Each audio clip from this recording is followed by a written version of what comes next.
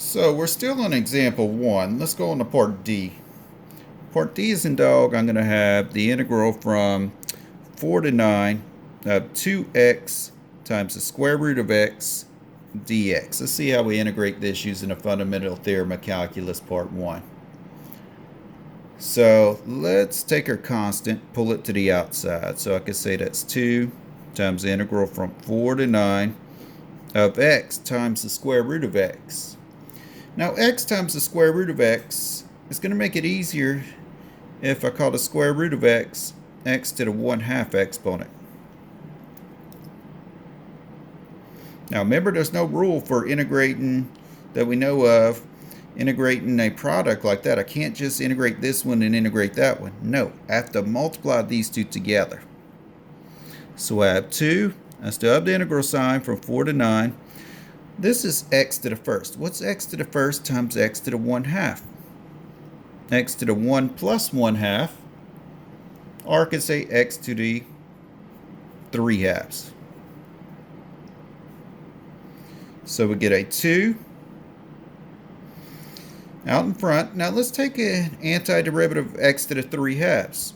So if I add 1 to 3/2, that's what? 5/2? Over that new exponent, over 5/2? All from 4 to 9, right? Now that's 2. Now on the inside, I can multiply by the reciprocal of 5/2, or 2/5 times x to the 5/2 from 4 to 9. Now, technically what I could do here is I could factor out this 2/5 right here. Let me do that. It'll make the math easier. What if I pull the 2/5 out? That's 4/5 x to the 5/2 from 4 to 9. So 4/5 comes down, and let's evaluate this at 9. So we have 9 to the 5/2 minus, let's evaluate this antiderivative at 4. So 4 to the 5/2. So that gives me 4/5 here. Now what's another way to rewrite this part?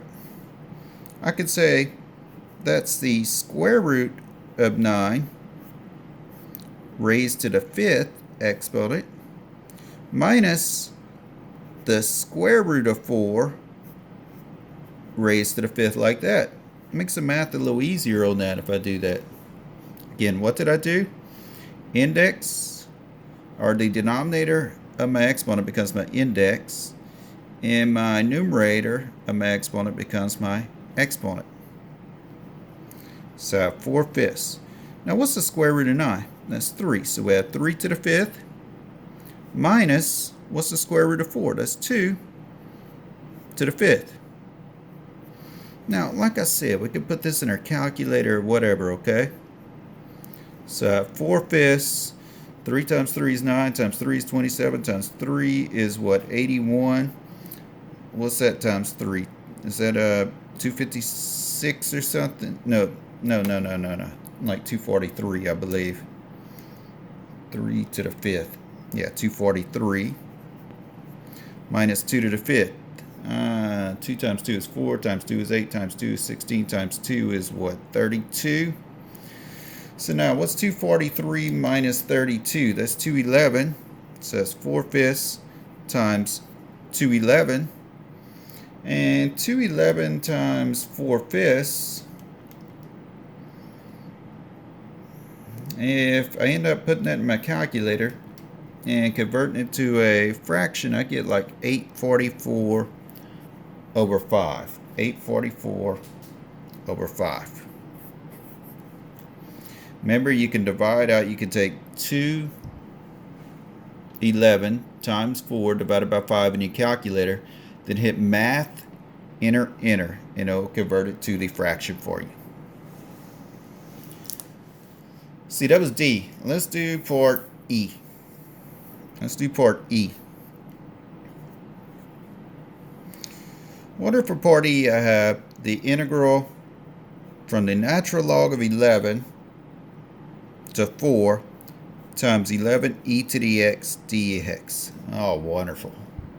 Natural log of 11. Well, it is what it is. We got to deal with it.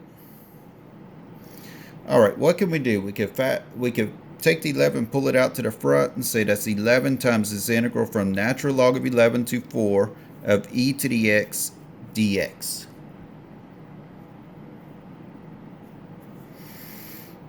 So 11 comes down. Now, what is the antiderivative, or what's an antiderivative of e to the x? E to the x itself, right? Easiest antiderivative to take. All right, so we have 11 times, I could say that's e to the 4th minus e to the natural log of 11.